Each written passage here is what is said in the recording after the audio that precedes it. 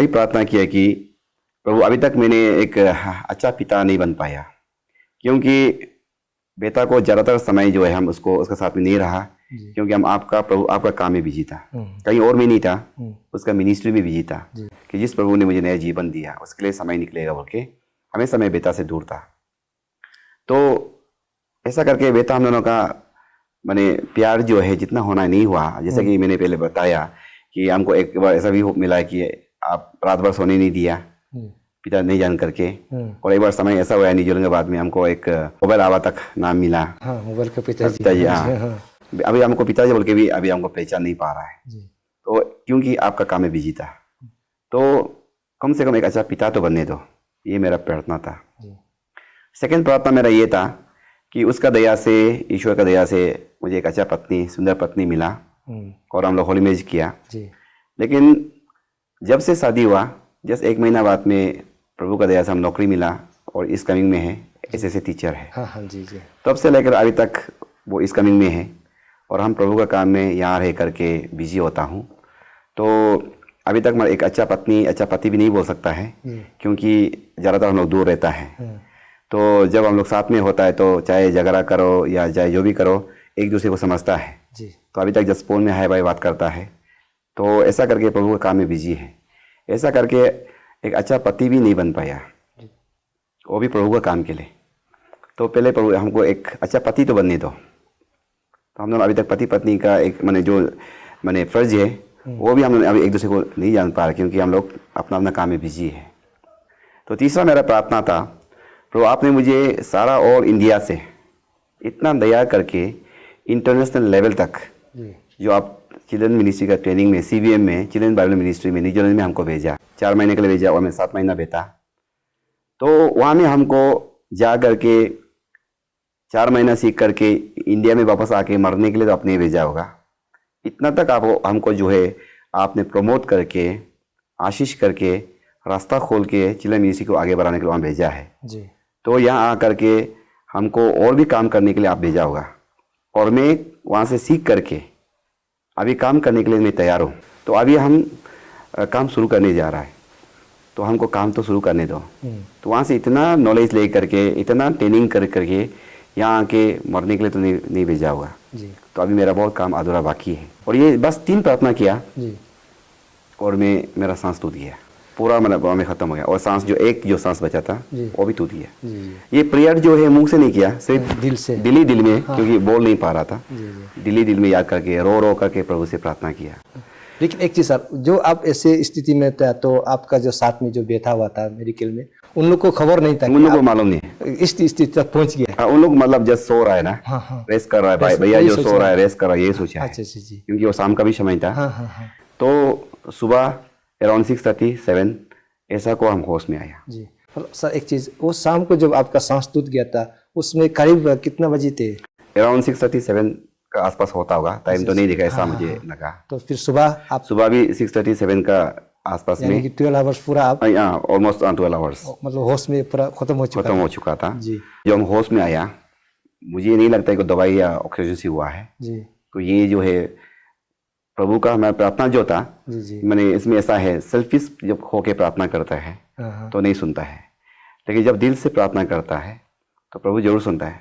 ये पहले बार नहीं है, कई बार प्रभु ने सुना है, और आज तक ये 3 टाइम्स है जो मेरा लाइफ को एक्सटेंड किया।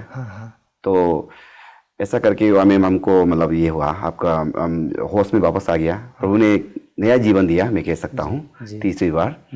तब ऐसा करके दिन को सुबह को जब रिजल्ट आया तो पॉजिटिव हो चुका था।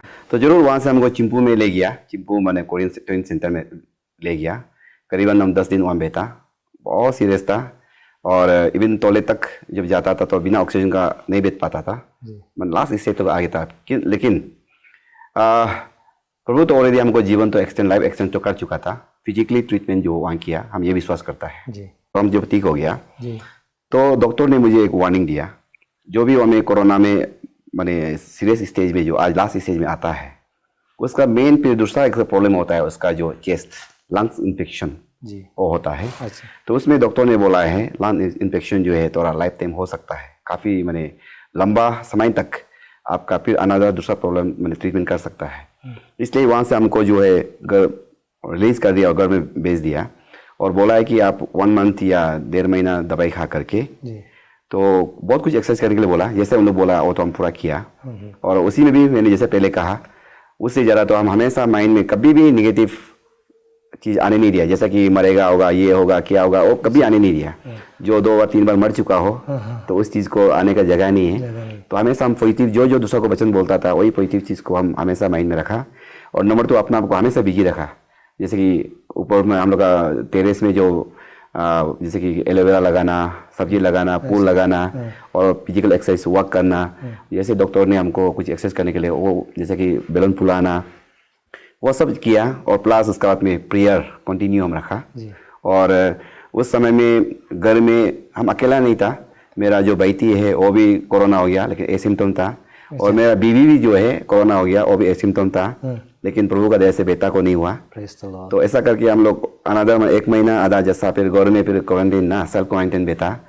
तो ऐसा करके जब मतलब 1 महीना आधा हो गया तो जैसे डॉक्टर ने सलाह दिया मैं नालागन ट्विंस में जा करके अपना चेकअप करने के लिए चेस्ट के लिए गया। तो उसमें भी अकेला गया। उस समय में हर चीज़ जो बहुत रिस्ट्रिक्टेड था, किसी को बुला भी नहीं सकता है। तो वहाँ में जब हम गया तो सुबह 8 बजे गया, ऐसा करके टिकट लेके चेस्ट को दिखाने के लिए डॉक्टर के पास गया। तो डॉक्टर ने मुझे पूरा हर चीज़ देखते हुए एक्सरे लेने के लिए जो भी वो बोला हम पूरा किया। करने के बाद में एक्सरे लेके आया तो डॉक्टर ने मुझे बोला कि थोड़ा इन्फेक्शन है अभी भी।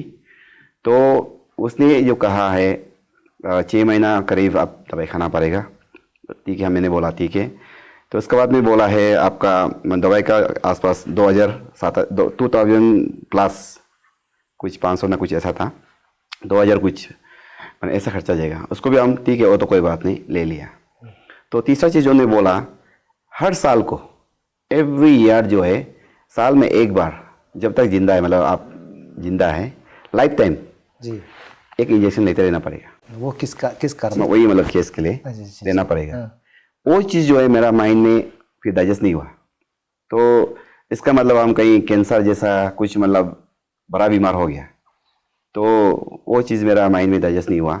फिर भी जो डॉक्टर ने बोला हम दवाई लिया और पूरा दवाई लेके हम मैंने निकल चुका था फार्मेसी से, लेकिन मेरा कंसाइन जो परमिट नहीं हुआ, नहीं कंफर्मेशन एक बार लेना चाहिए। तो उस समय में अराउंड 11 बजे रहा था, तो दिन का 11 बजे। तो उसमें हम जो है फिर से हमें गया तो वो जो बंद होने वाला था रजिस्ट्रेशन जो ये जो है मेडिकल का। लेकिन फिर हम उसको थोड़ा रुक जाओ बोल करके रुका करके एक टिकट फिर लिया। वो हमको जो मेडिसिन में कोई डॉक्टर है क्या उसमें दे दो, तो होगा वो कहाँ है बोल के वो लास्ट जो हमको एक टिकट दिया। तो फिर से हम वही लास्ट में हम खड़ा होकर लाइन बहुत लंबा था, काफ़ी लंबा था, फिर भी मेरा कंसाइन नहीं मान रहा था।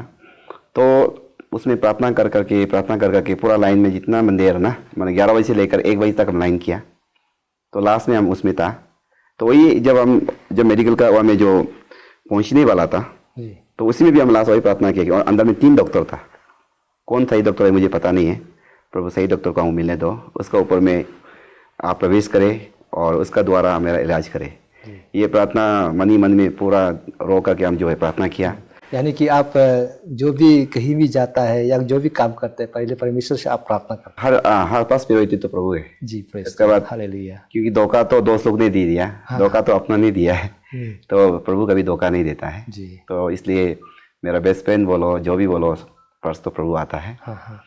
तो प्रभु को प्रार्थना करके आए तो ये कोना डॉक्टर को उसको मिलाया। तो सचमुच हुआ में प्रभु काम किया। तो आने का साथ में तो हमको आप पूछा तो हम बताया। और एक्सरे को भी हम लेके तो आया था, जो डॉक्टर ने बोला वही एक्सरे को लेके आया। तो मैंने ये नहीं बताया कि हम वो डॉक्टर को दिखाया जी। तो हम एक्सरे भी लेके आया, बोला एक्सरे को देखा, अभी भी खींचा है। तो एक्सरे को भी देखा और उसने बोला अभी कैसा है। हम बोला काफ़ी तो पूरा ठीक हो गया, लेकिन थोड़ा चेस्ट में अभी भी थोड़ा सांस थोड़ा सा मतलब ना प्रॉब्लम है, ऐसा बोला है। तो ये डॉक्टर का मैंने फर्स्ट वर्ड था आपको साइकोलॉजी हुआ है, ठीक हो गया। सोचो क्यों साइकोलॉजी मैंने हो रहा है क्या सोच रहा है। ये चीज़ जो है मुझे बहुत इंकरेज मिला। अभी आप जो बोला है मुझे ऐसे लग रहा है, एक शायद ईश्वर का इंस्पिरेशन होगा। मार्क 11:24 हम बाइबल में जो लिखा है ना, उसको मुझे याद आ रहा है। मैंने ठीक हो गया, चंगा हो गया, विश्वास करके जाओ। वही चीज। तो डॉक्टर का ऊपर में ईश्वर का रूप जैसा आया, जस्ट अपोजिट। वहाँ में जितना हमको डराया और अभी हमें बोला है कि ठीक हो गया सोचो, तो दवाई भी वो कितना लिख दिया, सिर्फ 5 दिन का, 5 दिन दवाई खा के आओ और ठीक होने से वापस आने की जरूरत नहीं है, और ठीक नहीं हुआ तो एक बार दिखा सकता है। उसको मनी में हम आमेन बोला है, यहाँ में आमेन हो और ये सच हो, सही हो, और ऐसा भी हम पॉजिटिव सोचने वाला है। ऐसा करके डॉक्टर को हम थैंक यू बोला। तो वहाँ जाके निकाल करके जो हम दूसरा फार्मेसी में गया, वहाँ नहीं गया, एक अलग फार्मेसी था, एक तो वुमेन का कुछ ऐसा था, सोसाइटी का एक तो फार्मेसी था वही नालागढ़ में। तो वहाँ में गया तो वो दवाई का दाम जो है सिर्फ 242 रुपीज़, जहाँ काम है वो 2500 का, और यहाँ काम है 242 रुपीज़ का। और कहाँ वो 6 महीना का और लाइफ टाइम दवाई, और ये कहाँ 5 दिन का।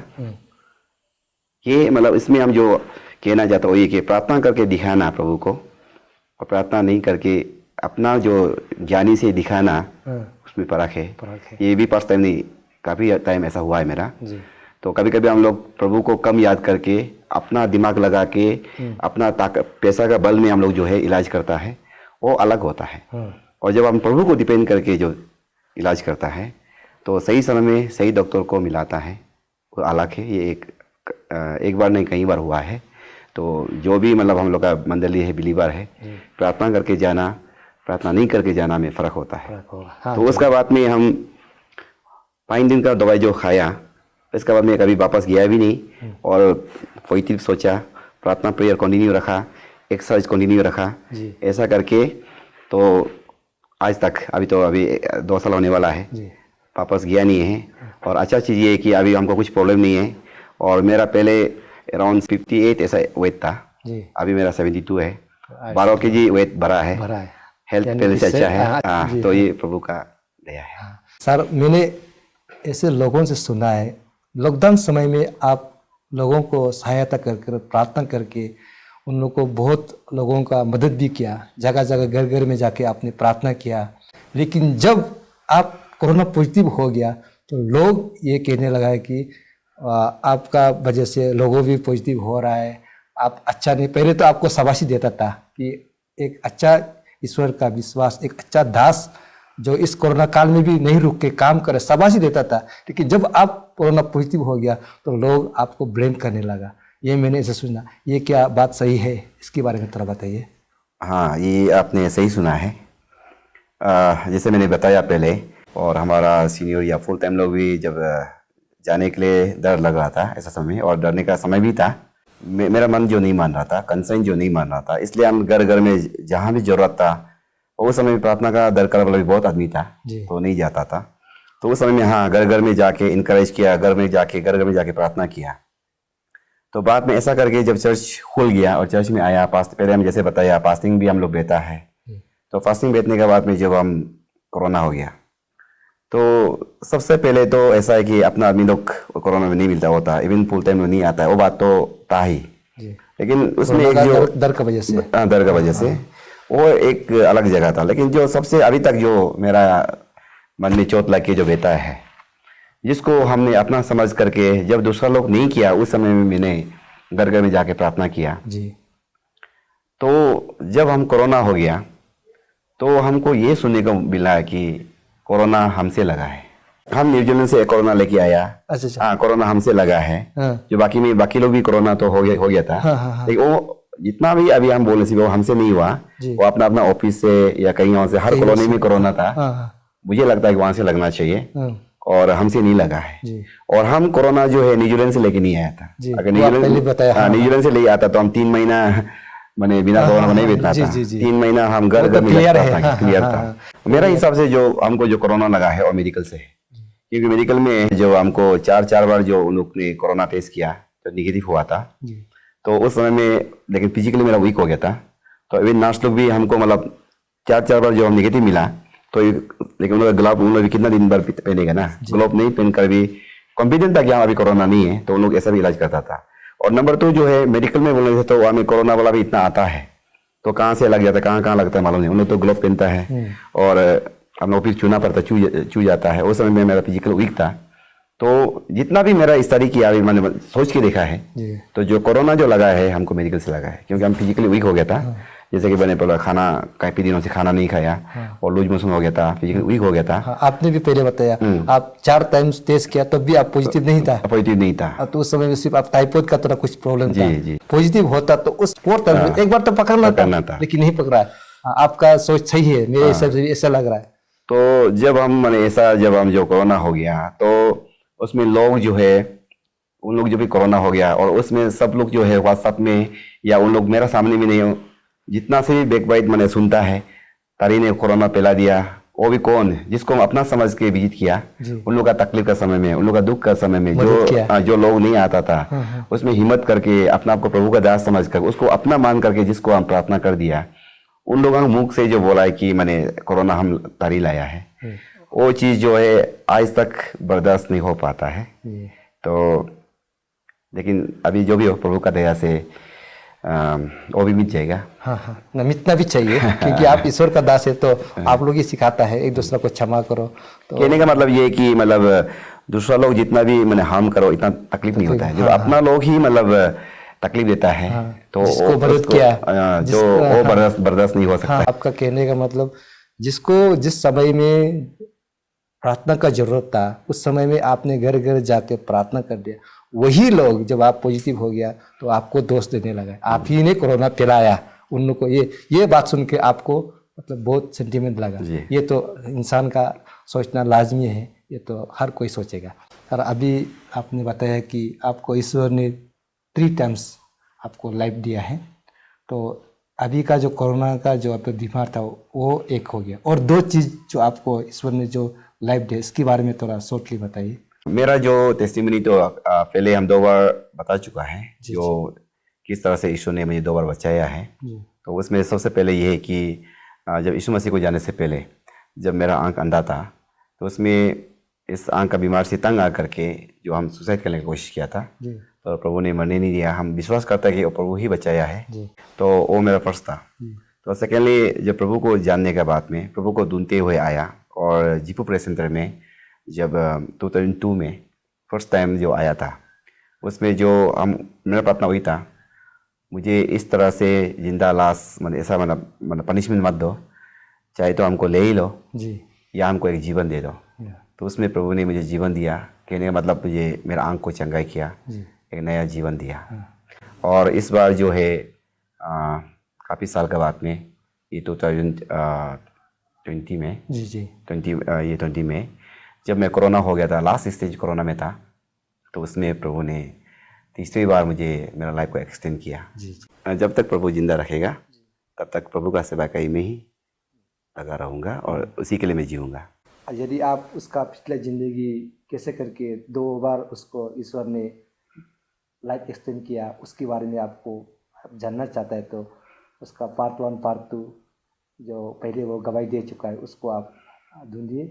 उसमें हमारे यूट्यूब में glory of the God zero इस चैनल पर आप सर्च कीजिएगा टेस्टिमोनी ऑफ इवेंजलिस्ट कोटा तारी, तो आपको मिल जाएगा। तो उसमें डिटेल्स में आपको मिलेगा वो कैसे करके ईश्वर ने उसको 2 जिंदगी दोबारा दिया, उसके बारे में आप देख सकता है। सर, जो अभी आपका गवाही को जो दर्शक सुन रहा है उनको आप कुछ सुझाव देना चाहता है? जितने लोग भी इस ग्लोरी ऑफ गॉड जीरो को जो देख रहा है, मैं आप लोगों से मैं कुछ कहना चाहता हूँ। अभी ये पेंडेमिक का समय है, गवर्नमेंट लोग भी कह रहा है कि थर्ड लेयर आ रहा है। इस समय में मैं अपने एक्सपीरियंस से मैं कुछ आप लोगों को कहना चाहता हूँ। ऐसा पेंडेमिक का समय में, इस महामारी का समय में सबसे पहले जो है हम लोग पॉजिटिव होना बहुत ज़रूरी है, क्योंकि अभी जितना भी हम देखा है माने कोरोना से ज़्यादा नेगेटिव ले करके, नेगेटिव कहने का मतलब जो है अभी हम बीमार हो गया नहीं बचेगा, और ये सब जो नेगेटिविटी जो है उसका माने सोच से ही माने ज़्यादा मरने वाला है। ऐसा समय में पॉजिटिव सोचना बहुत ज़रूरी है, और पॉजिटिव सोचने के लिए यीशु मसीह को विश्वास करना बहुत ज़रूरी है। और जो लोग यीशु मसीह को जानता है, इस समय में बाइबल का जो जितना भी प्रोफेसी किया, भविष्यवाणी किया, वो फुलफिल होने जा रहा है। सेकेंड कमिंग का बहुत नज़दीक है, और ऐसा समय में हम लोग ईश्वर से दूर नहीं बल्कि हम लोग ईश्वर को और करीब आना चाहिए, हमारा विश्वास को और बढ़ाना चाहिए। ऐसा करके हम लोग यीशु मसीह का द्वारा हम बच सकता है। तो अपना रुपया अपना ताकत अपना बल पर हम लोग जो है विश्वास करके नहीं बैठना चाहिए। मैं इतना ही कहना चाहता हूँ। Thank you.